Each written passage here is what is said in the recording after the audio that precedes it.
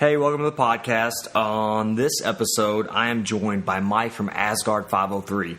Mike is a purple belt under the 10th Planet System. He trains out in Portland, Oregon, and we actually got in contact with each other as he kind of liked some of my posts on Instagram, and I was curious about his company, Asgard 503, kind of what motivated him to get started as far as his purpose of the company.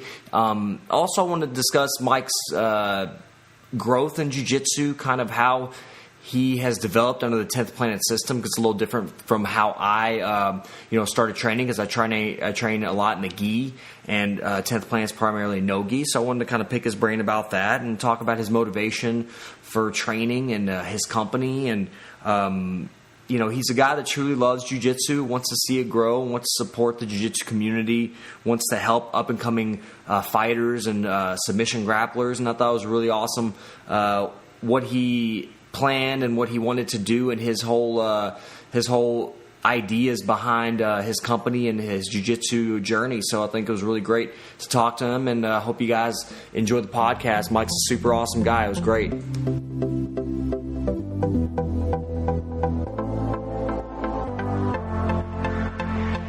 Now listening to the Jiu-Jitsu Therapist Podcast.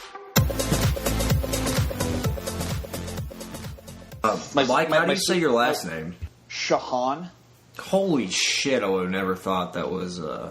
Yeah, it's Polish. What do you expect? You're Polish. I'm Russian. Yeah. Well, the name is Polish, but... I'm actually Russian, though. Yeah. I'm a full-on mutt. Irish, Italian, German, Polish. My mom was actually born in Italy. Came Nice. over on a boat. Your mom? Yeah. That's sweet, dude. Yeah. That's awesome. So, where'd you grow up at? So I born and raised in Oregon. I grew up in a small town called Lebanon, which is about an hour and a half southeast of Portland. And small town, like 15,000 people. And now it has maybe 17. Oh. So What'd you do growing up?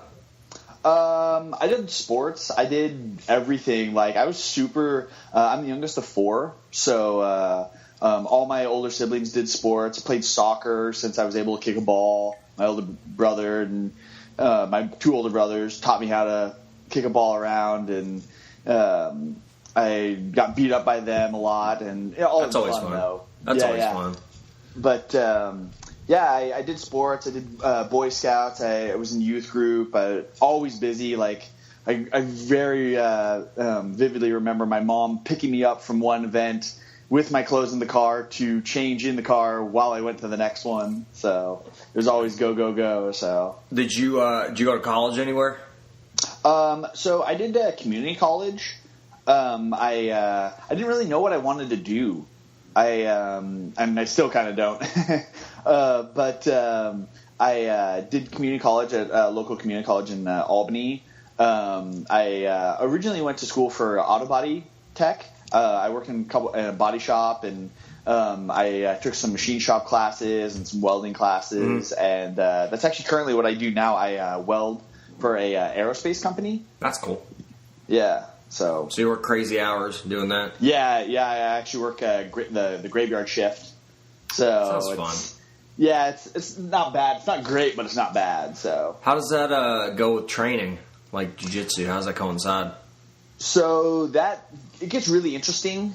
I work 10:30 p.m. to 6 a.m.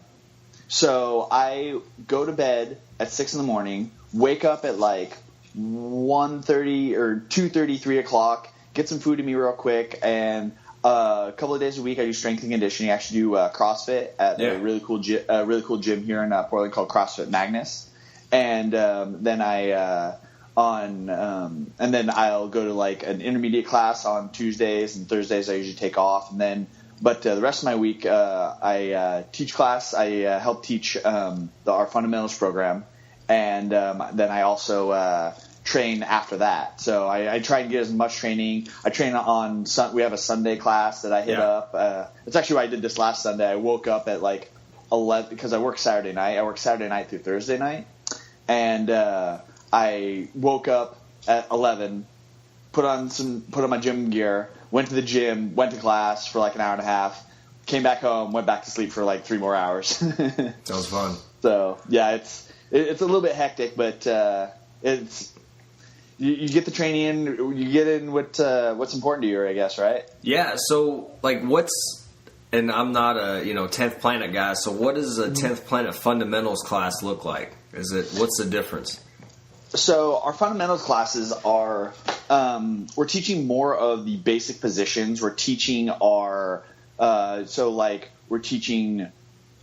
So our Portland program, how we work in there's 6 to 8 cycles of 2-week cycles, and so all of our curriculum is broken down into that. So for 2 weeks, we work on the same position, and then we build off of that position. Gotcha. So we just got done with like a head and arm cycle, and so we would start with like the basic like head and arm position, and so like with our fundamentals program, we work on like shots and sprawls, and so the person shooting realizing that you're basically giving up a head and arm, and the person sprawling realizing that you're basically given a head and arm, and then we'll build off of that how the person on bottom works out of that head and arm, like the couple of escapes, we'll drill those, and then the person on top will teach them about like we have our arm-in guillotines, we have our regular guillotines, we have our 10-finger grip and stuff like that. So as it progresses, we start off with those things, and we actually work those into our warm-ups as well. It's very similar like when we had when we worked on our leg lock, our ashi, our basic leg section. We would work on a lot more butt scoots forward, butt scoots back, basically learning how to get under somebody a little bit quicker.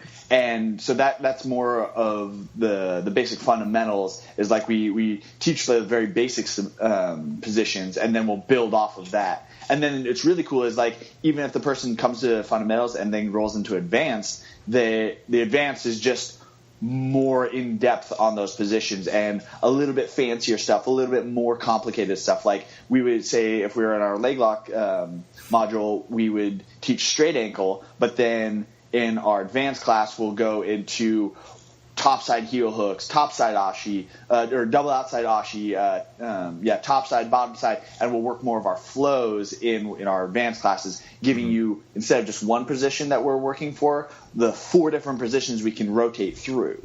So okay, that makes sense. Yeah, I mean, it's a little different than like, I guess, traditional, regular jiu-jitsu, not 10th Planet stuff. Like it's kind of weird. You realize the more you get into jiu-jitsu is like, different camps of jiu-jitsu, obviously like 10th Planet or leg lock guys or, traditional, gi guys and stuff like that. And I don't know, man, it's weird. Like, I guess like 10th Planet is just, I didn't realize. I was like, oh yeah, I've always like been interested in different, just different positions. I'm always open to any kind of jiu-jitsu that's effective, like I've never been like, oh, well, that's rubber guard, that's weird, or whatever. We don't play that. I mean, we've got a couple guys, not a lot, but a couple guys will play that every now and again. It's super different, and it's like, I'm not used to it. I mean, I play certain stuff that I play is probably lockdown. I play lockdown a lot, and then for off there, I'll play some stuff. I'll play a little rubber guard, but it can be, for sure, it can be useful. I mean, definitely getting your hip mobility where it needs to be at is super crucial. Do y'all do anything as far as like specific stretching sequences to get into rubber guard or any kind of other positions?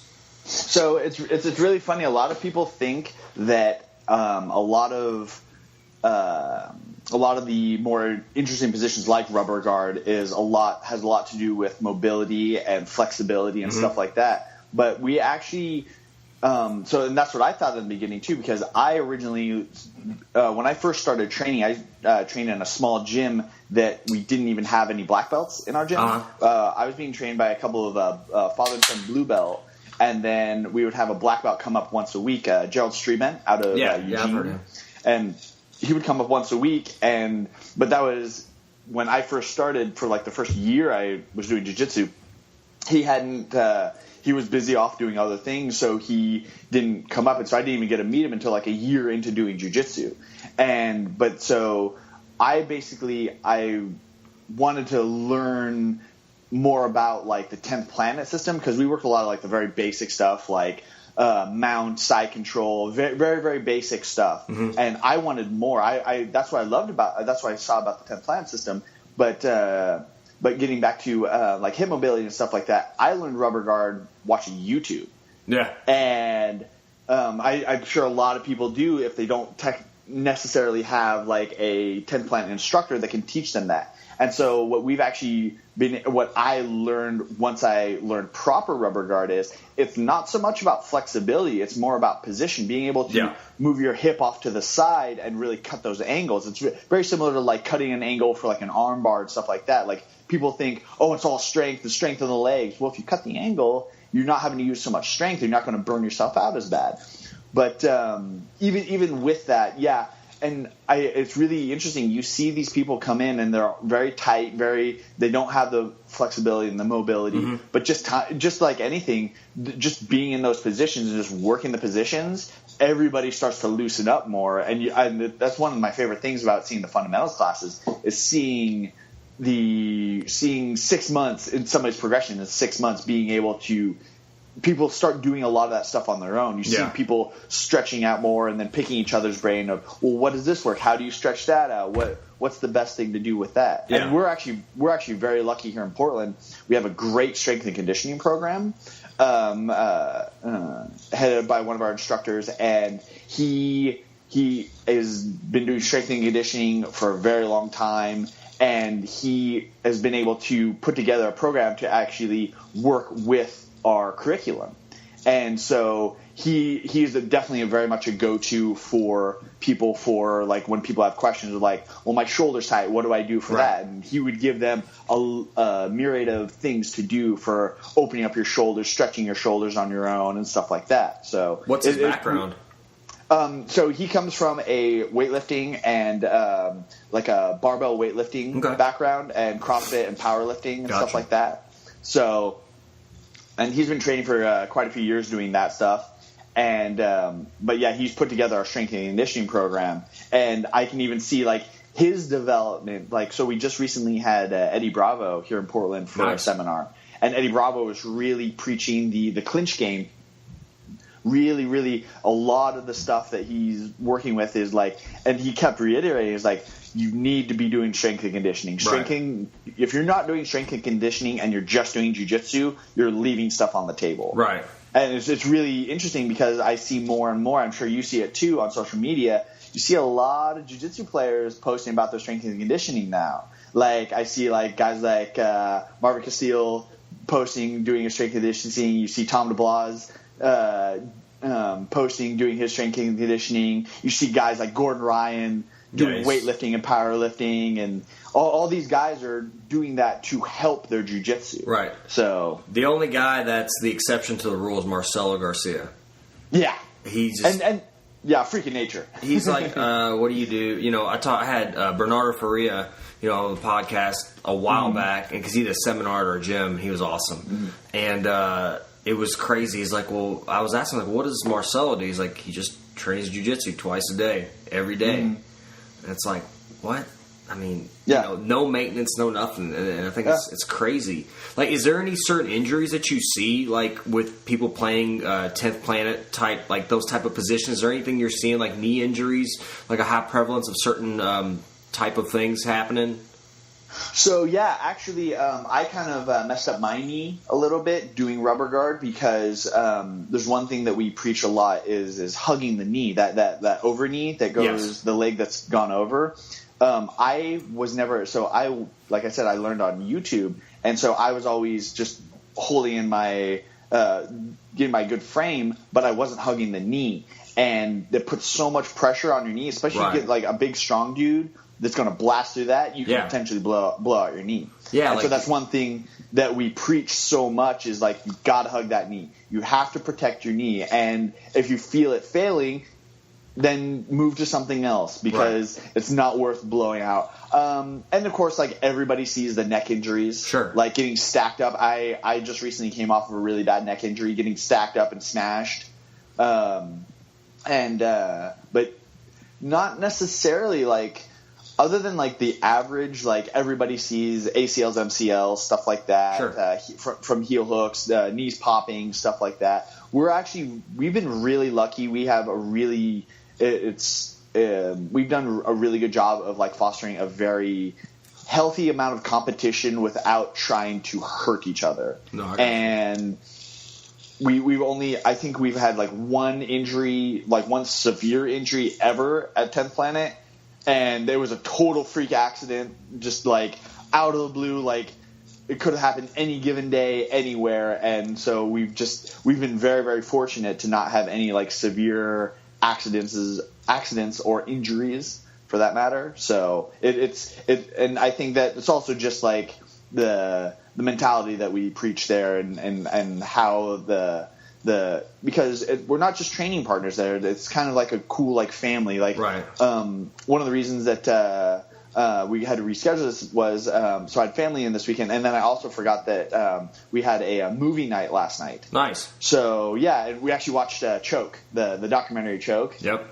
Yeah. So but yeah, it's cool that we do a lot of that type of stuff, and so it breeds this like era of. We're not just like there to just destroy each other. We're also there as friends, and most of us are friends outside of the gym as well. So yeah, I mean, I can agree. I think our gym, I drive probably 45 minutes from my house to get to my gym, and there's like a gym, probably 2 or 3 gyms like within a 10-15 minute radius, and I've been driving out that far, and it's because my coaches and my training partners, and it's our family, really. I mean, it's just who we kind of disconnect from everything with, and it's just, plus, the coaches are awesome, my instructor, Chewy, is just a great, him, and we got another guy, Chad Hardy, who's, a younger guy, is a black belt, man, he's super tough. We have a lot of just tough people, man, people from all over. It's weird, like, the conglomerate of, like, lawyers we have. We have lawyers, we have, like, police officers, we've got, me, I'm a physical therapist. We've got just like, your marketing businessmen, HR people, it's everybody, man. It's so cool. That's a good thing about Jiu-Jitsu. I think regardless if you're 10th Planet or if you're, Gracie, whatever you are, whatever style of Jiu-Jitsu you play, I think we all have a similar understanding of each other. Like what we go through, what we put ourselves through every day. For sure. Which I think is part of that whole, Jiu-Jitsu community, part of like being able to, like you said, like you were talking on the other podcast, you can just drop into another 10th Planet gym or drop into another gym. We have that all the time. People drop by, man, you just share knowledge and you share techniques and you get a different look. I'm sure there's, somebody 10th Planet, somewhere in California is going to have a different look or a different style than, you guys in Portland. I mean, it's just, for that's sure. just the way Jiu-Jitsu is, man. And it breeds creativity, which I think is awesome. I think it does. It allows people to kind of play their own style, which, which kind of leads us into, your thing, like what you're doing, your company, your own style. And I think I was like, it's different. You know what I mean? Everybody likes Vikings and shit, that's nothing's, Vikings are awesome. But I don't know. So how did you come up with your ideas and stuff? Like, let's talk about your, I want to talk about your company a little bit. Yeah. What made you want to start it, and kind of where does that inspiration come from? So originally, a lot of it came from just I saw a lot of gear out there that was cool, like cool designs. A lot of it was a lot more like Asian inspired, which is rightfully so because you see the majority of martial arts came from Asia. Right. You got judo turned into Japanese jiu-jitsu, which turned into Gracie jiu-jitsu, which turned into 10th Planet jiu-jitsu. It's spawned. There's that whole lineage there, and so I see a lot of like Asian inspired stuff, which looks cool and stuff like that. But I was just like, I don't know, it's not really my style. It's not really my thing. It's like I'd like to see something else out there, and I saw some gear out there that was like kind of like a little more like Norse or like Viking inspired and stuff like that. I was like, oh, that's kind of cool, but I think I can do better. And I by no means am a graphic artist. I by no means am a graphic designer by any shape of the imagination. I'm very rudimentary. Anything I can learn on YouTube, I can probably kind of figure out and play around with that way. But I had these ideas. I kept like seeing gear. And I'm like, well, what if it was with like runes and some like cool designs and like some cool scroll work and stuff like that. And just so like I had these like basic ideas, and I had these just some cool ideas in the back of my head, and just kind of kicking around back there, and then some cool ideas for like T-shirts and stuff like that. I was like, wow, it'd be really cool if I could like produce these. And I was just like, well, I wonder what stuff like that would cost. And then I was having a conversation with my friend Elena. We had just both recently got our purple belts, and she had made a comment. She's like, well, once you become a purple belt, you can start looking for sponsorship, start like doing competitions, possibly for money, possibly for just like getting out there. And especially with social media nowadays, with Instagram, Twitter, Facebook, stuff like that, you can kind of like get a lot of stuff paid for. You can get free gear, you can get discounts on gear, stuff like that. So we were kind of both talking about that. So between that conversation and then me having ideas about some ideas for gear, I came to a realization. I was like, maybe we could roll this into doing our own thing, seeing what. And so then I started looking into like what T-shirts cost. A relative of my wife actually works as he imports stuff from overseas and has his own company here in the States. And so I was just talking to him about like his connections as far as like import, export, stuff like that. And he kind of hooked me up with like a list of suppliers, and just kind of just like putting the pieces together, finding suppliers, finding what the costs of certain things are. And then I like found some graphic designers, and I started putting these ideas in actual designs, and then from those designs building it out as getting samples and trying things out, failing a lot. A bunch of samples came out horrible, and just it wasn't quality product. And I definitely knew that I wanted to put something together. And that was another thing. I really wanted to have something that would hold up. Like everybody, you pay quite a bit of money. You pay anywhere from $40 to $70 for Asgard, including shipping, right? Right. So you're going to want that thing to hold up. You're going to want it to not start pilling out, to not like rip, to the seams to stay together, stuff like that. Sure.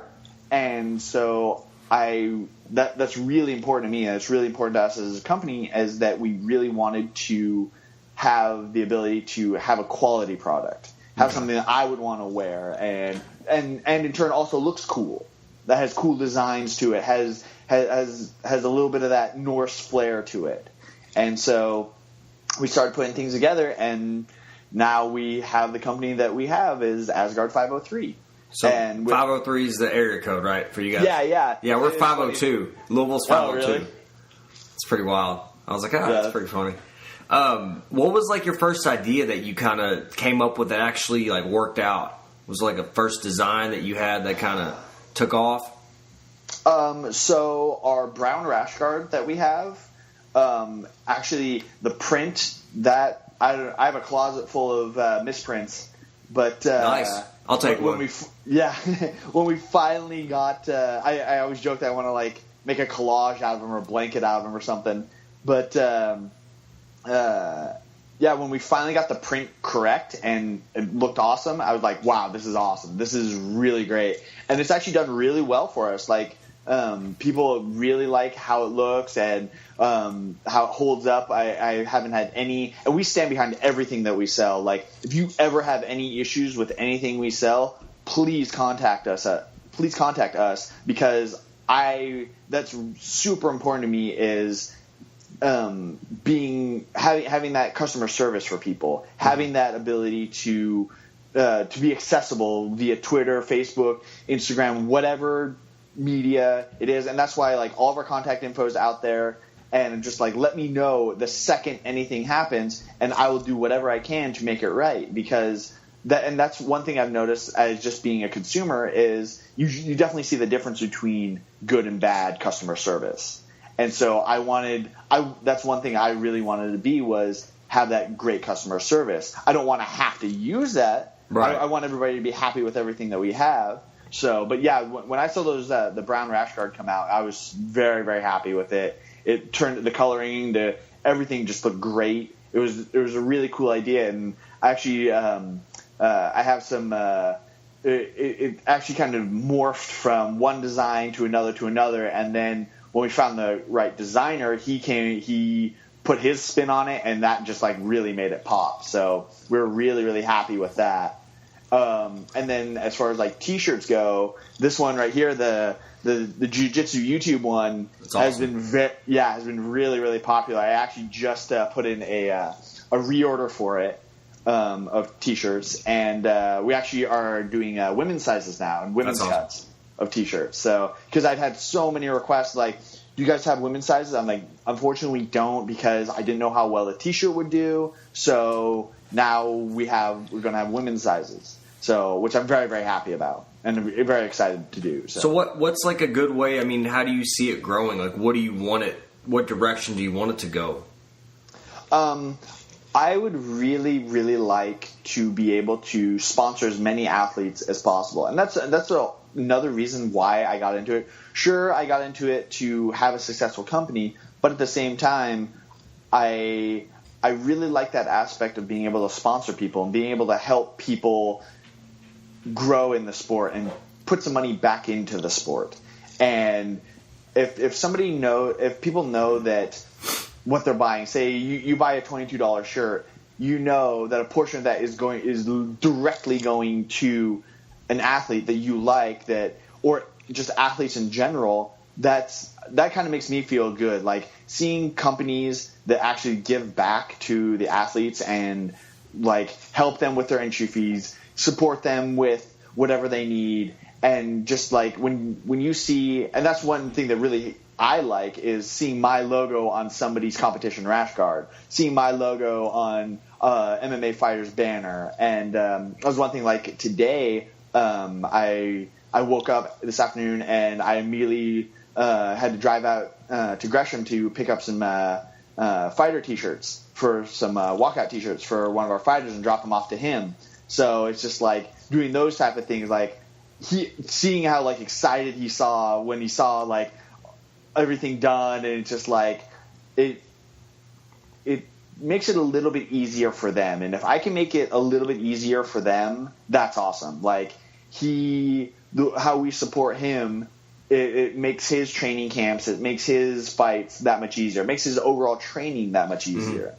And anytime we can help support and help give back to fighters, give back to jiu-jitsu athletes, give back to the community in general, I'm very happy to do that, and I'm glad that we can do that. So, and I just recently was contacted about sponsoring some grappling events, and I would love to be able to do that. I would love to be able to do a submission only or a tournament sponsored by Asgard 503. That would be awesome. I would love to do that. Something if something came along when we're in a position to do something like that, I would definitely love to do that. And that's where I want to grow the business. That's where I want to grow and be able to do that, and to do that full time. For me to be able to quit my day job and do this full time would definitely be a big advantage, because then I could really put everything I have into it. So yeah, it's a risk, man. It's definitely like what I love doing. Obviously I put out some content for, injury prevention and stuff. I feel like I have like the small little niche in this jiu-jitsu community, is there's a ton of black belts. I mean, I'm a brown belt, but there's a ton of black belts out there, that are world champions, have all these credentials, and, obviously don't have a lot of that stuff, but like I do have, a specific niche, and I kind of, for me, it started with like people just walking up at the gym and asking me about stuff. They're like, hey man, my knee's kind of tweaked. Can you look at it? Can you do this? Can you do that? And I I never say no, really. I never do. I'm always giving somebody, I'm not going to be like, well, no, you set up an appointment or whatever. I just look at them and I try to help them and give them some advice. And I was like, man, I love doing this. I love helping people. Like you said, you love helping support people, support jiu-jitsu. I'm kind of in the same way. Like, I love keeping people on the mats. I love keeping people training. And I've had some bad injuries too. And, being out of injuries is like it's a pain in the ass. Being out with injuries sucks. You can't train. You're grumpy. You don't get your energy out. And so, like, I've just enjoyed doing that. But taking the whole risk, the risk of, like, I'm going to spend all this time and a hell of a lot of money to pursue this thing, which could fail. Like, for me, I have a kid and another kid on the way. And, I have a wife and I have, a mortgage and all that stuff. And it's like, and now all of a sudden I'm like, hey, I love being a therapist, but I also really like jiu-jitsu. Like, this jiu-jitsu thing creeped up on me, and it's like taking over, And, I've been at it for a while, and it's like I didn't expect it to be where it's at, like, be as much. It's just like a freaking. It reminds me of like Venom. You ever seen like the Marvel comics Venom? It's like it just fucking grows on you. It just grows and takes over, man. And it's just like you just love it, and you love how excited people get from competing, and like they get that whole rush from jiu-jitsu. It's just like a lot of people don't understand what that means, like what it feels like. Have a hard day of training and just like leaving training and you just get in your car and you're just kind of like, that was fun, like that was awesome, like that's the shit you're gonna remember. Oh yeah, it's also like I don't know how many days, I'm sure you've had it too, where like you have like that bad day and then you're just like, I don't want to go to jiu-jitsu, I'm grumpy, I just like I'm not in the mood. You go, you get those hard rolls, and even if you roll like crap, you still feel great after. You're just like, and I remember telling that to my buddy Phil, one of our coaches. I was like, dude, this was exactly what I needed. Yeah. I didn't know I needed it, but I needed it, and I feel so much better. And that's one of the more interesting things is, so a lot of people train and then they go home, go to bed. I train and then I go into work. And so, like, guys are always like, dude, you come in here in, like, a really good mood a lot of the time, like, especially, like, on Mondays and stuff. I'm like, because Mondays are, like, our hardest days, and I just, like, blow it all out at the gym. I get everything out, and so I usually, like, just come from the gym, just showered, just eaten some food, and then I show up to work, and, like, of course I'm going to be in a better mood. Yeah, what do you feel like, how does somebody go about getting you guys to sponsor them, or like what do you all look for in an athlete? So we don't do any, like, I've done some like some advertising via like promoted stuff on Facebook and stuff like that, and it never felt authentic. It never felt like it was worth it. I was like, well, I'm just giving this company more money. It's just like, and you see that little sponsored link up on the corner. You're just like, oh, yeah, they got me. Yeah. Stuff like that. And I even made like a post on my personal Facebook. I was like, man, I've only trained no-gi, but like I keep seeing these sponsored ads for gis, and it's just like, it's all around me. It's like, maybe I should buy one. And then I had a bunch of friends just give me a rash of shit about that. So, but about what, like not training gi or no, about buying a gi and stuff like that. I love the gi, man. Gi's my shit. But it's awesome. But what we look for as far as like to sponsor an athlete, we look for somebody that has like a really strong social media presence, and somebody that, because I would much rather support either financially or however we arrange.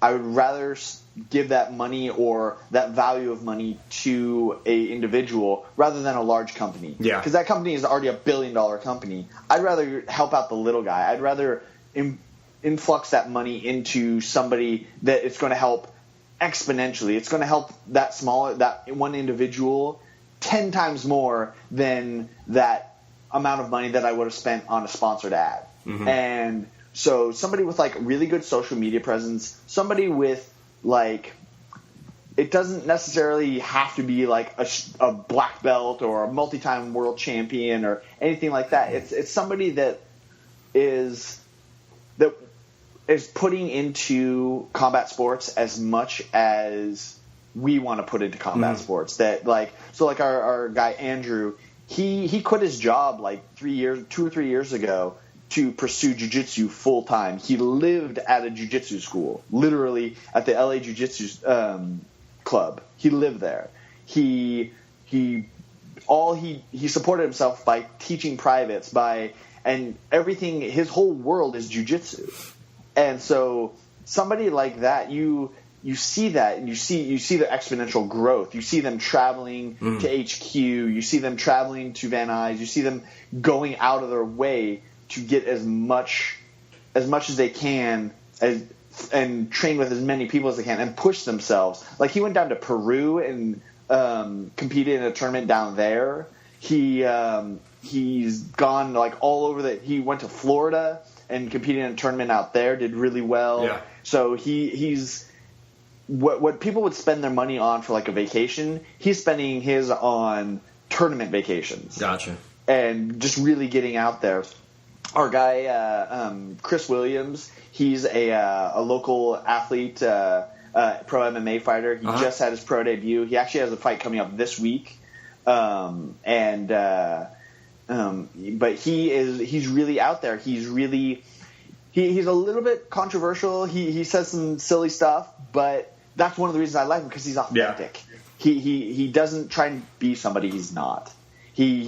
But he's also deep down, he's a sweetheart of a guy. He's like the nicest. Like I just went over there and he was making some food, and he was like, "Oh, do you want some food?" I'm like, "Oh no, I gotta go." I was like, "No, dude, eat some food. This is really good." It's just like somebody, and maybe it's the Italian in me, but like somebody that's willing to like make sure you eat food. It's just like, oh yeah, you're a good egg. You're a good guy. So, and it's just like, I don't know. I think when it's right, when it feels right, and when it feels like we kind of know, it's like when something's like kind of off, and we've been contacted by quite a few people, and just like I don't want to say that it's off, but we're also just a smaller company at this time, and I want to be able. I see a lot of these sponsorships of what they quote unquote call a sponsorship isn't necessarily a real sponsorship. I want to be able to provide somebody with an authentic sponsorship, being able to help them out as much as I can. I don't want to like half-ass it.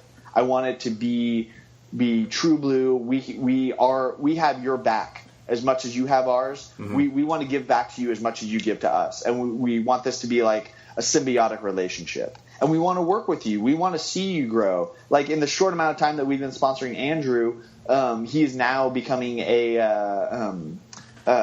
now going to be the head instructor of a 10 Planet school. Okay. And that's awesome. And it's great. I'm so happy for him. And I want to support him as much as possible in that. And I really want to go down there. And he's actually been able to hook me up with a bunch of other people in the community. And same thing with Chris. Sunshine here in Portland. He's been able to hook me up with other fighters. We've actually been able to help out other fighters with some like smaller sponsorships and help out like in any way we can. And it may not be much because we still are a smaller company, but I want to be able to give as much as I can. So at this point, like we can only sponsor so many. Right. And I want it to be an authentic sponsorship. I also right now I don't want to like talk shit on other companies that have like very, very questionable like sponsorships.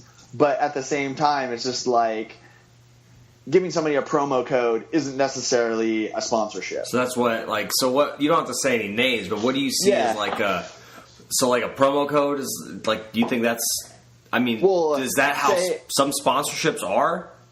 So, from what I've seen, and anybody listening to this and seeing me talk about this knows exactly what I'm talking about. But it's like I've seen that and I've heard that, and I've heard like mixed experiences. People saying that they're quote unquote sponsored when they don't necessarily have so they're covering your tournament costs. They're covering your plane flight. They're covering your Like, you're actually getting a monthly stipend from them. What is your sponsorship? Okay. Oh, they gave me a promo code and I get like 40% off of anything in their store. And they gave me some stickers. I'm like, okay. If that's what you see as a sponsorship, that's great, and you're quote unquote either a brand ambassador or what have you. If that's what you see as a sponsorship, that's awesome, and more power to you. If you can get a rash guard for $10, that's awesome. I don't blame you. I don't begrudge anybody for wanting to get a killer deal, but I also you see what like real sponsorships are, and even me saying that, like, it kind of just like. I don't want to come across as like saying like devaluing anything that anybody gets from a company, because anything like it, all I see the intentions are really good. I see the intentions as I hope the intentions are really good as that all they want to do is just help the sport grow, right? Okay. That's all any of us want. We want to see more money in the sport. We want to see the sport grow, and we want to see it get better. But I really hope deep down there aren't ulterior motives. It's not just a way to get your product out there more so that you're trying to catch a bigger portion of the market, stuff like that. So it's just like so that's why when we do sponsor an athlete, I want it to be very genuine and very legitimate. And the people that I do sponsor so far right now, I know very well. Like I know Andrew, and I knew him a little bit before, and then I just got to know him more. Our guy Matt Paul, I have known him for a little over a year. Like before we started sponsoring him, Sunshine, he came very highly recommended from a lot of our friends, and so very, very legitimate friends that I've known for a couple of years now. And so I was just like, okay, if you're giving him the blessing, then I'm very apt to contact him and talk to him and work with him. And that's what it was. It was kind of like almost like a courting thing. Like you like when you first start dating, you kind of feeling people out, trying to see how they are, because social media only shows so much. Right. So like you can only learn so much via what they post on Instagram, what they post on Facebook, stuff like that. And that was like one thing even with Chris, like he seemed a little bit abrasive on social media, but then like when I actually sat down with him and talked to him and got to hang out with him some, and I even like sparred with him a little bit, I was like, oh, this guy's he's a nice guy. He has this persona that he has, and that's also like I said, that's one of the reasons that kind of drew me to him too, is this like maybe a little bit of controversy, maybe him speaking his mind is what this sport needs, and what I feel like MMA needs like some really good honesty. And so like I like seeing that in the athletes that we sponsor. I like seeing a very honest person, and even in a loss. Like I'm more than happy to help somebody even in a loss, because I like say Chris loses his next fight, I'm not going to be like, well, okay, I'm done with you, you lost the fight, whatever, go find another sponsor. No, it's like that's when they need that reassurance even more. That's like, because I've lost tournaments before. I've lost devastating tournaments that have like really crushed me. Like I lost at Gracie Nationals, and I was like it like set me back for a couple weeks. Like my wife was trying to be very sweet to me and everything. I'm just like, no, you can say all the nice, sweet, kind things you want, but it's not really going through. But she just kept being there for me, kept supporting me. And that really helped, because it was, and even just seeing that, it was just like, that's the time that you need to be supporting people as much as possible. So what about, I'm just curious, what about that law? Like, so as far as you compete, pretty often, or how often do you like to compete? So last year, I think I competed 5 or 6 times. Okay. The previous year before that, I think it was like 12 or 13 times. So what's like a devastating? I've had a devastating loss, and people get tired of hearing what mine was like at my gym, and like I got like finished really quick. What's a devastating loss to you? I mean, was there like a lot of, I guess, stuff on the line? Was it just the way you lost? It was at Gracie Nationals. So we had flown down as a big team. It was down in L.A. Not last year, but the year before, or was it last year? I think it was the year before. And we'd flown down as a team, and so there's a big group of us. It was my first time ever being in L.A. It was at like the L.A. Convention Center. It was a big to do, and I think it was the nervousness of just being in such like a big event like that. And for some reason, like my bracket got really weird. And so I ended up like having like 2 buys, and like I immediately got put into so it was like it was supposed to be a 16-man bracket, but it was only a 15-man bracket. And so I was that odd one out. So I bypassed like the first 3 rounds. And so I immediately went in without having any rolls, and I immediately went in against guys that had just beaten a bunch of other people. Right. So I kept warming up and cooling down and warming up and cooling down, and it was just like, well, I don't know when I'm going to roll. I don't know when I'm going to roll. And I was trying to stay warm for like, I think it was like over an hour and a half that I was trying to stay warm for it. And I was just like, am I ever going to roll? And then I got in there, and it just and even one of my training partners and one of our coaches even said, he was like, that wasn't you. That like, I don't know whether it was just like you were so far out of your element, like something. And I think I just built it up so big in my head, and I just like that this was such a big thing because I paid for a plane flight. Like we're doing this as a group, and it's just like, for me, that felt like there was a lot of pressure and like a lot on the line for that. Sure. And I just made like a really dumb mistake. I let myself get into a position that I felt really comfortable in, and then I kind of took it for granted how comfortable I was used to being in that position, and then it turned into a submission for him. And I'm not taking anything away from him. He was a really great guy. He actually just competed in the EBI trials a couple times ago. And which is great. I'd love to see that. And there was another 10th Planet guy, and I also like injured my knee when I did it. Like, so between getting injured and having like and losing in that fashion, like not really having your best showing, right? Like, and even and I'm sure you feel that way too. It was just like 100%. I knew I could have done better, right? Sure. Yeah, and so just like knowing that and not doing your full potential. Like if I lose, but I gave it everything and I really like put forth everything I had and I still lose, I don't consider that a loss. I consider that like, yeah, technically I lost, but I did everything I could and I had a really good showing. And then I'm going to move forward learning from my mistakes. Sure. So, but it was just one of those things. It was like, it wasn't me out there. It was a shitty version of me. So you've only done no-gi tournaments, only no-gi stuff? Yeah, yeah. I've only trained no-gi. I think I've put on a gi maybe once in my entire life, and that was just for a goof.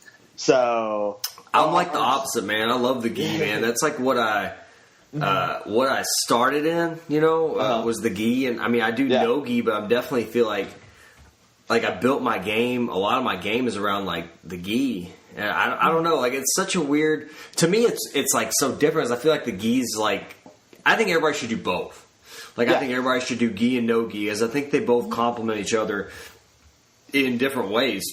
I think like being tight and technical, and different stuff, and using grips, and there's like a lot of variety of stuff you can do in the gi. Obviously, no gi as well.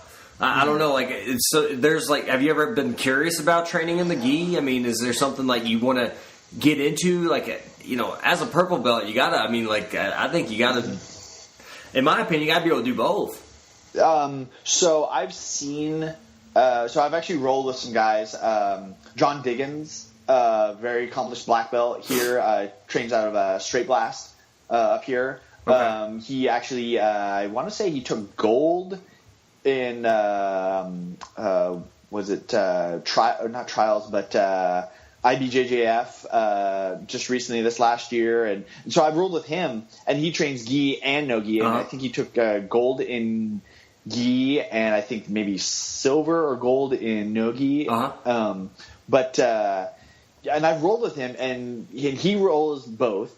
and he's very, very good at no-gi. And I'm like, maybe there's something to that. And it's the same thing with a lot of guys that have come through and have trained gi and no-gi. And like, yeah, there's something to it. There's some cool stuff, but I also think that like there's only so many hours in the day. Like if I'm trying to maintain a level of proficiency in no-gi, then if I start training in gi, is that going to take away from my time learning my no-gi stuff and keeping that level of proficiency up with my no-gi? But I've also in turn heard of guys talking about how they'll roll gi, but they'll still use all their no-gi grips. They'll still use their gable grips, their 10-finger grips, their just different stuff like that, and not focus so much on like their collar grips and their stuff like that. So they're still getting their no-gi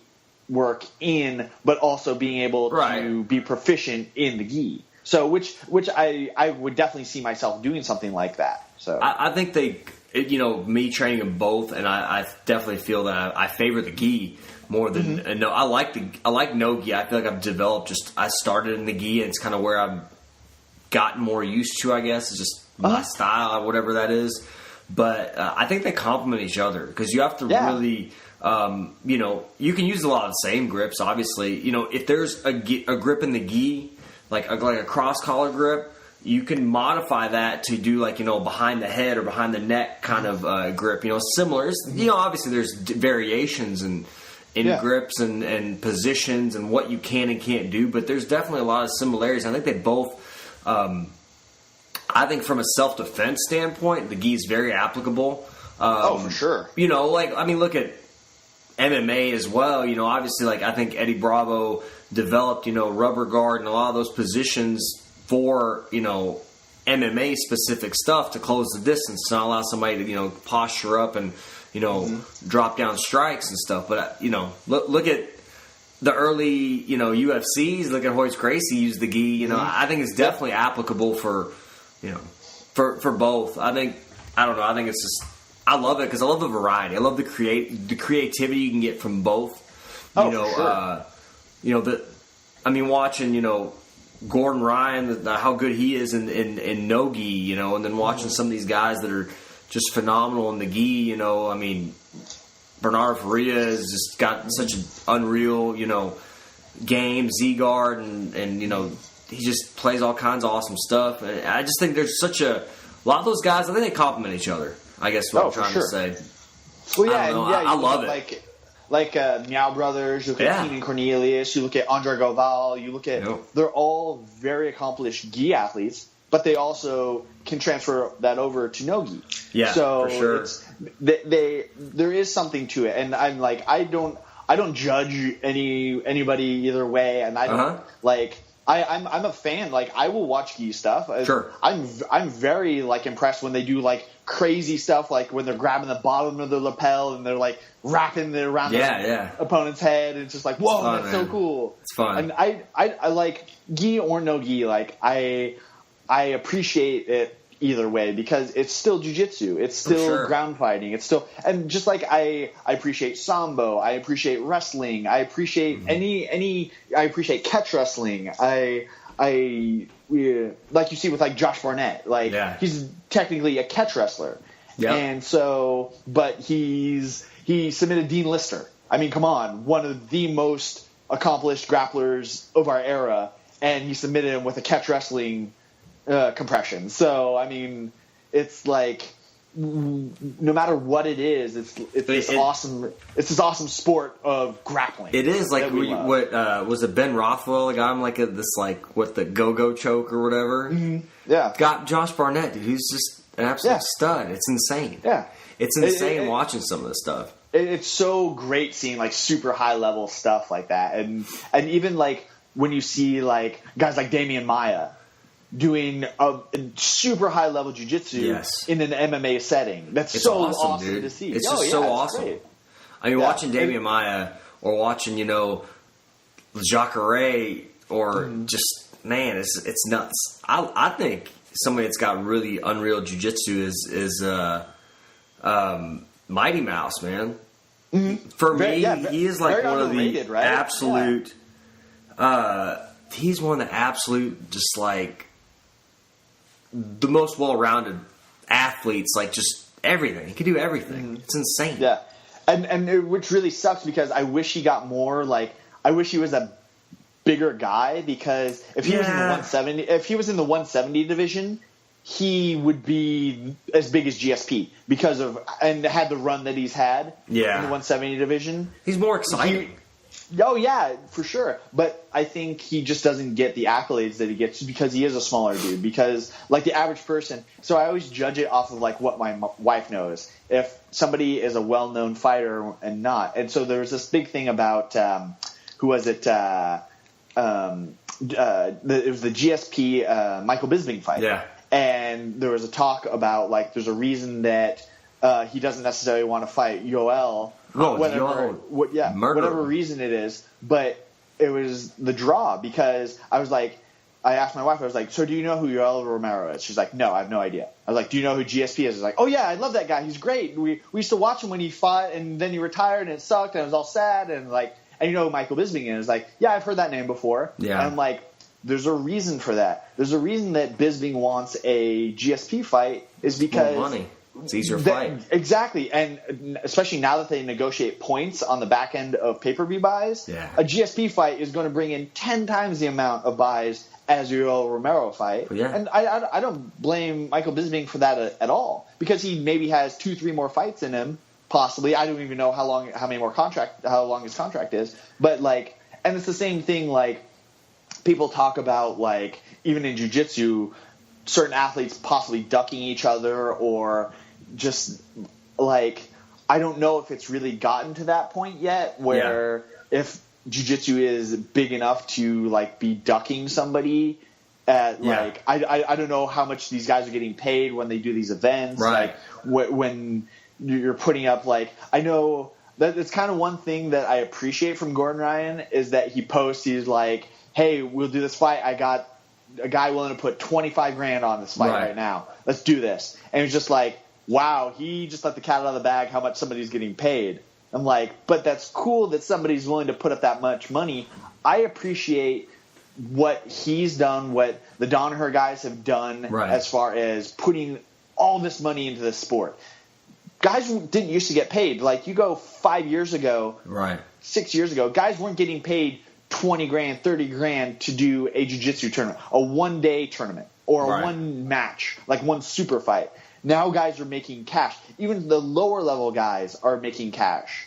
Yeah. And like people are putting money up for this. Like our guy Andrew, he's actually putting together this submission grappling league, and he's paying his fighters, or his jiu-jitsu athletes. The people that compete will win cash. Yeah. And that's a big thing. Like, I've done, I don't know how many tournaments, like, you figure $60, $70 a pop at a tournament. Yeah, for sure. You do 5 tournaments a year, that's a couple $100. Sure. To win what? A little tin medal and kind of bragging rights, I guess? And just like, you're testing yourself, but at the same time, it's just like, or you do a Naga, that's $120, $130. Easy. Yeah. And sure, you have the chance to win a belt. But at the same time, like, you won Naga and you just spent $150. You see the amount of people that go to Nagas, and you see they're making pretty good money doing these events. And what are the athletes getting out of it? They're getting bragging rights. They're getting, I won Naga. I'm a Naga absolute champion. I'm this. They can put these as accolades, but at the same time, like, there's kind of have to be a little something to it. Like, and that's one thing that I really appreciate about what Andrew's doing is actually paying winners. And that's like, wow, even a smaller guy can pay the winners. Why aren't these bigger companies paying their winners? Like, how do you see that correlating for you, though? Like, how do you see that correlating for, like, your business? Do you see, like, I mean, as far as the growth of these tournaments, do you feel like that's something you kind of can almost, like, not so like piggyback on, but almost like ride that wave a little bit with, submission, grappling, really, all these super fights, submission underground, fight to win, all that stuff. Oh yeah, for sure. And I really appreciate that these tournaments are happening. And I think that, especially with like EBI, and I'm glad that there's so many different rule sets too. Like everybody talks Right. about rule sets. I'm glad that like some people love points tournament. That's great. Sure. Do your points tournament. Some people like sub only. Some people like EBI. Some people like super fight. Some people like fight to win. It's just the more the merrier. And there's Sure. plenty of money to go around. There's plenty of athletes to go around.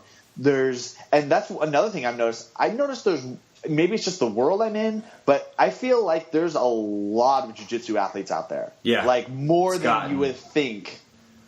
It's And gotten pretty which is- big, man. Yeah. And so I would love to, and that's one thing that like, as far as like sponsoring athletes, it definitely gets our name out there. It gets Right. our brand out there. When I see guys, like we were just at Submission Underground Grappling, and my buddy Kevin actually came out in this shirt, and I was like, Nice. oh, dude, that's so awesome of you to do that. He was like, yeah, you're on Flow Grappling for that. And I was like, dude, you didn't have to do that. He was like, oh, dude, anything I can do to help. And that's another thing with like people whose hearts are in the right place. Like people who, like you want to help. You want to help people stay on the mats and stay healthy. I want to be able to help jiu-jitsu athletes train and give them gear, give them quality gear, and be able to support them in any way, shape, or form I can. I definitely think with the advent of more of these tournaments coming up, it's the more the merrier. That's all it is. Yeah. It's the more, and even like now the EBI is happening like once every 3 to 6 months now. Yeah. Like they have like 3 to 4 events a year, which is great. EBR used to be just one event a year, and now we have it more and more and more, and which I think is great. I think it's just so much more, and the UFC is partnered with EBI, and Right. that's a huge thing. So it's great to see that no matter what you want to do, no matter where you want to go, there's a space for you in the jiu-jitsu world. Sure. Whether you want to do gi, no gi, submission only, Right. points, whatever. It's not just, there's worlds and there's local tournaments and that's Right. it. So it's great, and I love it. I love seeing it more and more, and I love seeing people travel to go do tournaments, and I definitely think the cream will rise to the top for sure. I think overall, like the best tournaments will stick around, and then the not so great tournaments kind of go away, and that'll happen. And it's just like the market will dictate. Just the same thing with companies. Like I hope if we do such a good job, and we produce a product that people like, clothing, apparel that people like, we speak to somebody out there, we speak to a group of athletes out there that like our gear, then we'll stick around. And if not, then the market will dictate. And I think that will across all for any company, for any apparel company. If you put out a quality product, it's going to take traction. It may take some time, but it'll catch hold. If you put out a subpar product and just try and get some money and get out of the business, then people will find out that really quick. Where do you Especially see with your growth? Like, where do you see yourself going? Where do you see yourself transitioning? 1, 2, 3, 4, 5 years down the line. Where do you want to see yourself? Where do you want to see grappling? I definitely see grappling becoming. I think it's going to take more time, and I think there's always the diehard grappling fans. Yeah. I definitely see more tournaments like this happening. I see more sugs. I see more fight to wins. I see more. I think, especially now with the advent of streaming, I think it's great. Mm-hmm. I think there could be a submission channel online that you pay like $5. I think Flow is kind of working out the there, kinks. Yeah, they still have some issues with like I know that like they're having some issues with like some of the video feed cuts out from time to time, and people aren't. And I think as technology gets better, as the technology gets cheaper, it's going to be easier and easier and easier to stream these events, and even somebody's going to come out with the next big thing of like a great platform that no latency, 4K video, it looks amazing. The cameras are this big, and we can put 15 of them up, and one dude can control them all from a MacBook. And so that's all it'll take to set up these events. and then all you're having to do is, and so that money, instead of paying for big cameras and the cost of streaming and all that stuff, that money can go back in turn into the athletes. I would hope that's where I would like to see it go. Do you think though, like if they have so many more EBIs or so many more tournaments, it's going to kind of water down Jiu-Jitsu a little bit? Like when UFC used to have like an event once a month, it was like a huge event. Huge stars, huge, kind of the biggest names. They have like 1 or 2 title fights every time. But now if you have like all these tournaments every weekend, would that maybe, I think for me, it'll keep certain people around, like the real grappling fans, but some people that are kind of there as it's like a niche thing. Ooh, that's kind of cool. And then they kind of get over it after. So I don't know. I think it's kind of like there's a fine line there, whether too much, if you kind of oversaturate, that market, it's all people see. It might be too much. But then again, you also have to think so if you compare it to like sports, right? Sure. You also have to think we're no longer a U.S. based sport, or like media isn't just U.S. based. Sure. We're a global economy now. Right. What they say, like something like 3 billion, like at least half of the world has high-speed internet, has a streamable internet. Mm-hmm. So that's a market of 3 billion people or more. Yeah. And so that's a lot of eyeballs. That's a lot of people. That's a lot of money. That's a lot of potential for that. And I've heard that same argument about saturation. I've heard that same argument about but then you look at basketball. They have how many games? Too many. And there are those it brings back to those dyed-in-the-wool fans. You have those fans that will go to every single game, no matter what. But then you also have the people that will only be around for the playoffs, and those are the people that will only pay for like the big names. And I'm guilty of it too. Like I'll pay for certain EBI events. But then other events, I just I'll catch the highlights. I'll see how it is. I'm sure somebody will post some shorter clips on Instagram and stuff like. It's the same thing with UFC. Like I don't watch any other sports. I barely watch UFC, but I come from a household that both my brothers and my dad are all into football, baseball, basketball. They all have their teams. They know their guys. They know what college they went to, stuff like that. And I'm like, God, you guys are such dorks about this stuff. And they're like, well, you are about UFC. I'm like, no, not really. I'll go see I'll see pay-per-views for 1 or 2 fighters that I appreciate. But most everything else I'll catch highlights for, or I'll catch news from. But that's also me speaking with my dollar. That's if you're going to have an exciting fighter, speak with your dollar, and support this whole Mayweather McGregor thing coming up. I'm even if it's $150, I almost want to buy that just to speak with my dollar and be like, you guys should have this happen. I want to see that happen, even though it's just I'm not into boxing. I would still pay to see that. Also to be oh yeah, I watched that pay-per-view. I saw that pay-per-view. Yeah. So I'm indifferent about that, man. I just think it's going to be. I think it's going to be. I'm not a huge boxing fan. I have followed boxing though a decent amount, and it's just it's just like James Toney coming to the UFC, and fighting Randy Couture. Yeah, Randy did this really basic ankle pick and just took him down. The guy, you just can't. It's one aspect of fighting. Mm-hmm. And it's a very specific rule set in one aspect of fighting, in which Floyd Mayweather is, as much as the guy's kind of annoying and kind of douchey, he is an extremely talented boxer. And you're gonna put Conor McGregor out there, who got outboxed by Nate Diaz. Yeah. It's just it's money. All it is money. Yeah. Don't get me wrong, I do want to see it, but I kind of know how it's going to end. It's going to be Floyd, hitting him a couple times, backing out, bobbing, doing his thing. It's going to be a 12-round decision.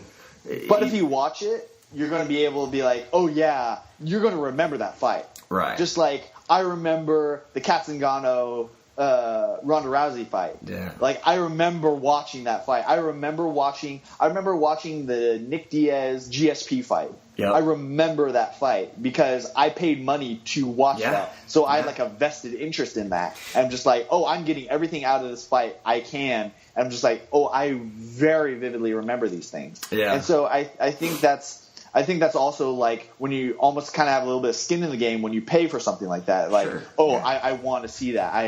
But yeah, I would love to see that. I would love to see. It'd be fun. I would love to see grappling get to something like that, and I think it's kind of getting that way with all these super fights.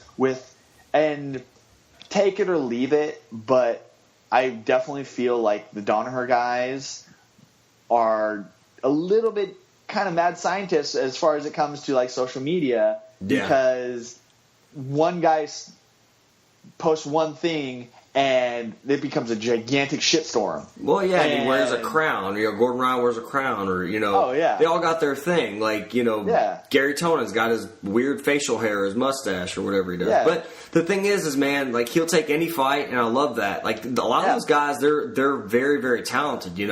I mean, Gary Tonon went against like Paul Harris. He was like twice his size. I remember watching that fight. It was awesome, it was crazy. It was amazing, and just the skill level was. Don't get me wrong. Like, I will take all the grappling. I sit there and what I do in my spare time, watch YouTube videos of jiu-jitsu matches that have already happened.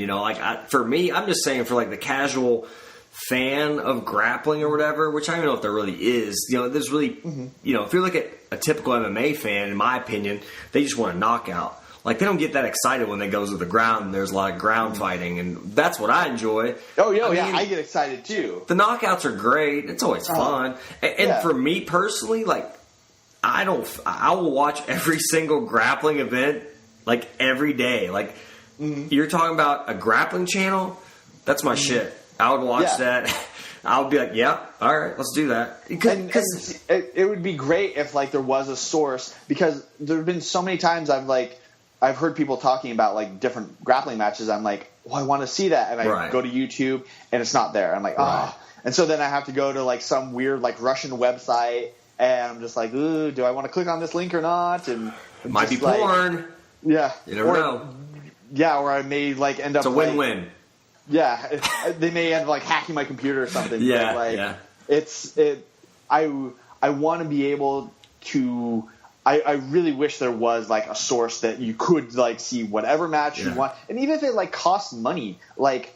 And I think a lot of these companies are leaving a lot of money on the table. Yeah. As far as, but like they need to take a page out of the book of like these like apps, these game apps, these on your phone. They give away a game for free, but they charge you microtransactions. Yeah. And people are very willing to pay. Like, if I had a free service, say Flow Grappling had a free service, right?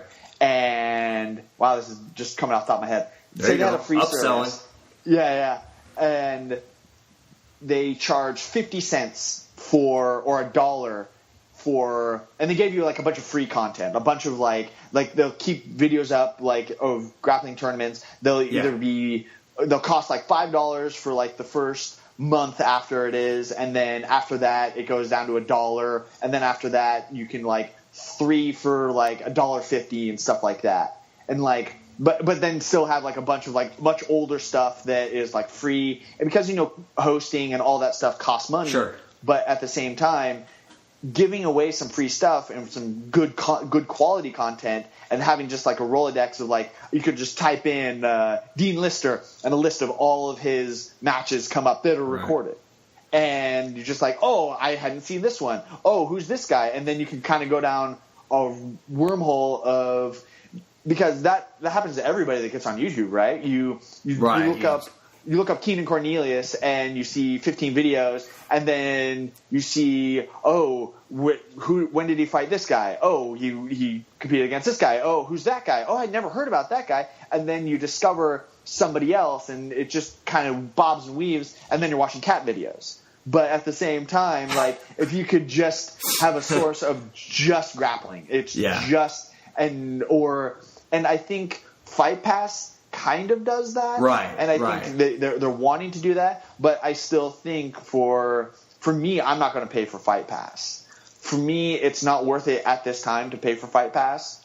Just because I don't watch enough MMA.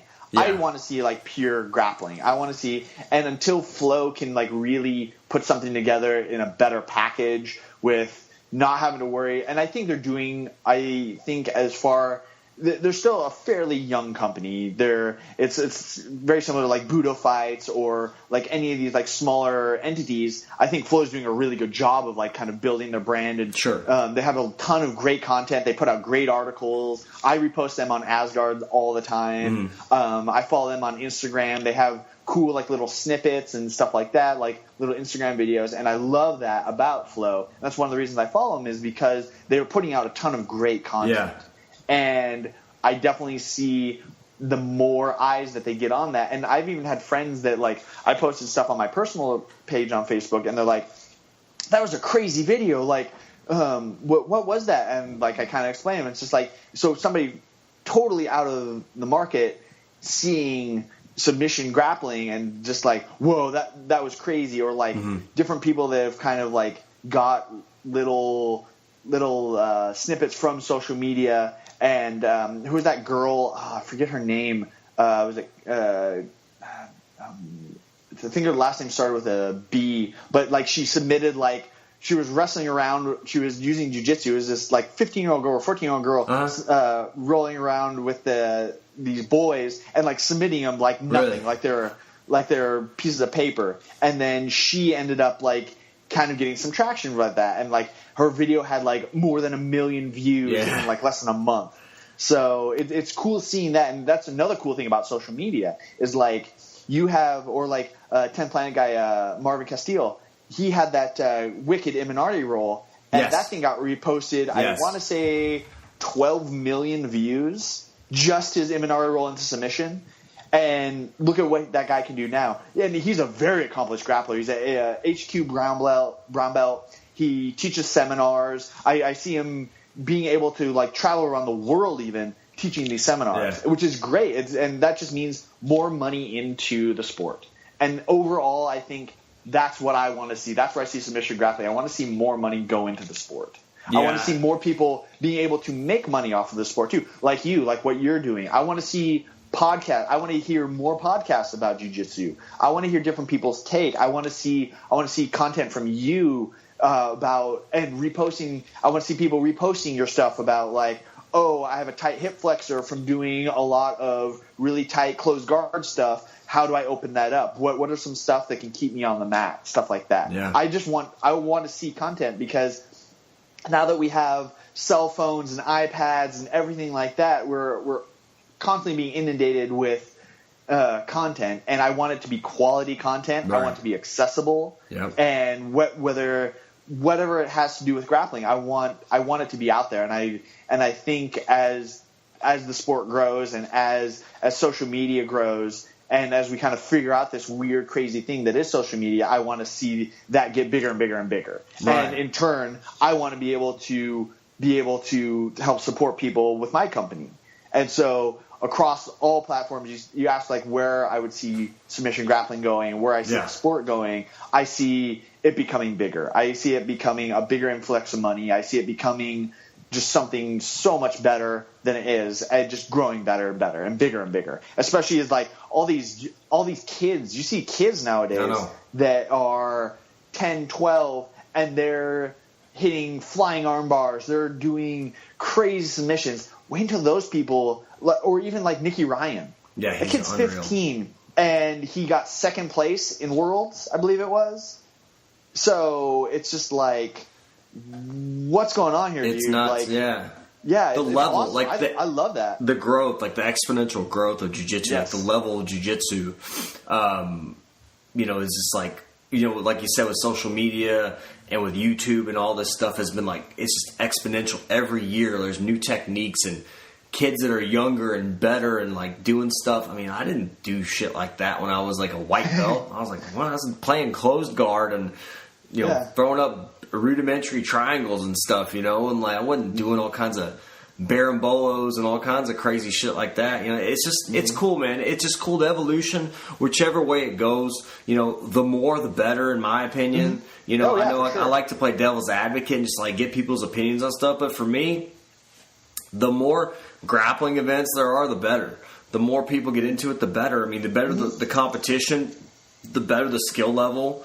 The better the athletes are going to get. You know, you get more athletes because more people are going to say, well, instead of playing baseball, I want to jiu-jitsu. I want to do this, you know. And you're going to get guys that, you know, are going to want to go that route. And I think it's cool. I think it's cool to, you know, like for me, I want my kids to do jiu-jitsu. Even if they don't like it, I want them at least to be able to do it because I feel like it's so important for them to learn, to do as like, you know, I think it's just important to know how to do some of these things. I feel like it's like a basic thing. Like, to me, it's a basic thing like knowing how to, you know, use a spoon or, you know, make food, or it's like that's like you got to know how to defend yourself and survive, you know, really. Oh, for sure. You know, with like as crazy as, you know, bullying is now and stuff like that, you know, which is insane. I don't think it was that prevalent, but it's different types of bullying too now. You know, it's like, oh, we're gonna throw this kid in a fight. But you also see it more now because kids are posting videos on social media. We didn't have that when we were growing up. It's crazy. It was just like,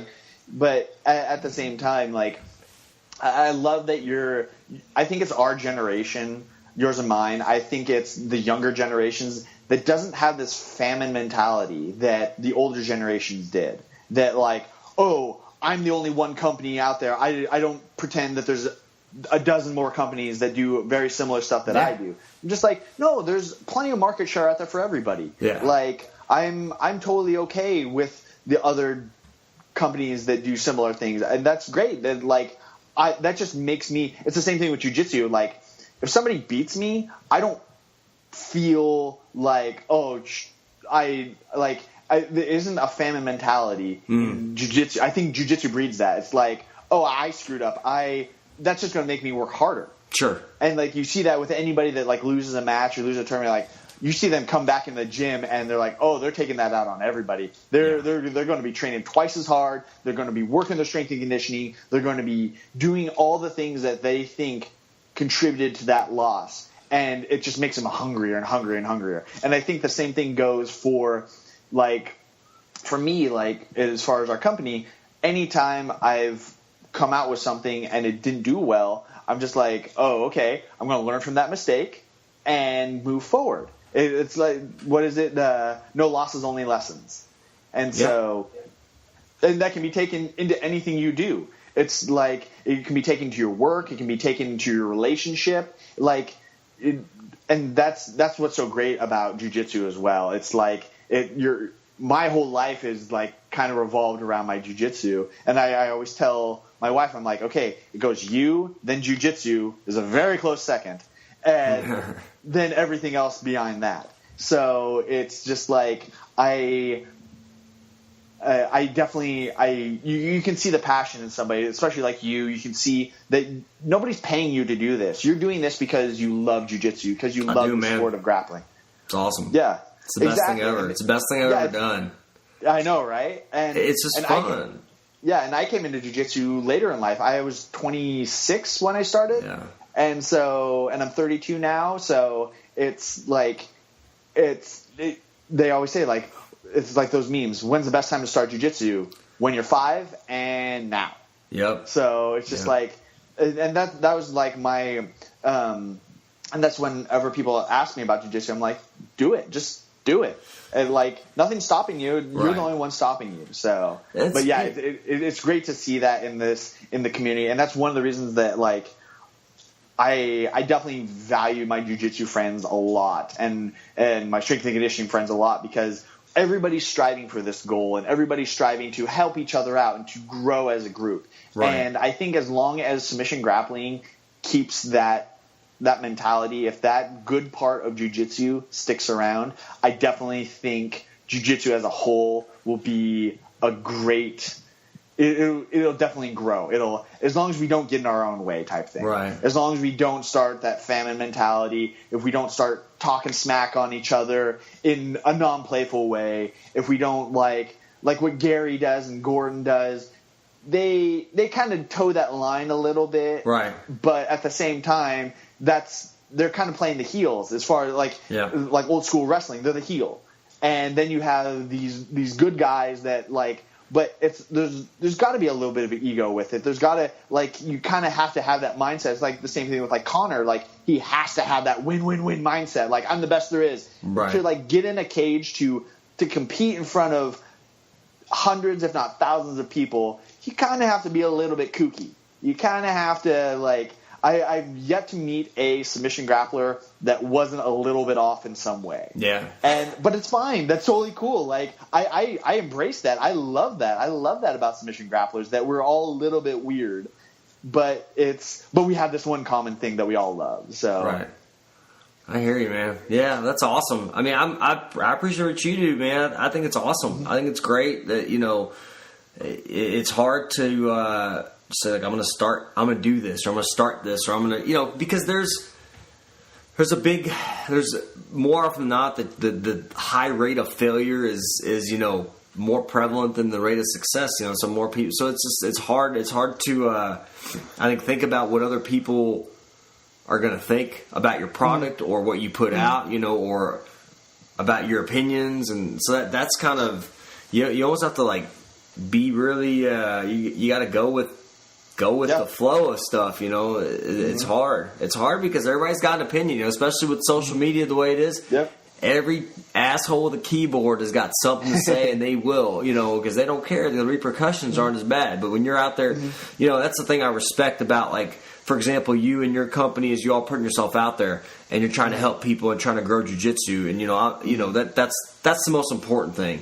And I think sometimes that's what sets people apart is their intentions as well. Mm-hmm. I think maybe for your company, it seems like your intentions are to grow the sport and to grow, help people, grow and develop and make careers out of their passions and stuff. And I think that's pretty awesome.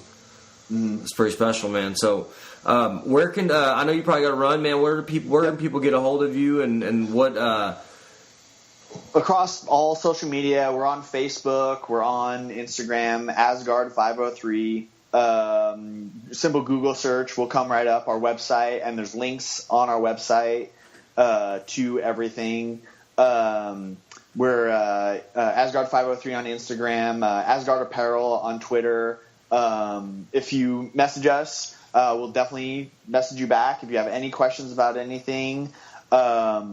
Just stay tuned. We actually are coming out with our shorts line, our fight shorts here very soon. Hopefully within the next month or so. That's awesome. Can't wait for that. Have our shorts in, and I'm very, very excited about this. This has been a kind of a work in progress, but I finally got things nailed down. I got things set up just right, and we were kind of hung up on Velcro for a little bit, but I found really, really heavy-duty quality Velcro that's going to hold up. And that was a big thing for me. So I learned way more about Velcro than I ever want to know, but it's because I wanted to. And so it was okay. But yeah, so we have those products dropping really soon. We have some great new T-shirts coming very soon. I like that Jiu-Jitsu one, man. That one's awesome. Yeah. The YouTube one. Like I said, we ordered a restock of them, so if we're out of your size on our website, please forgive us. We're restocking them.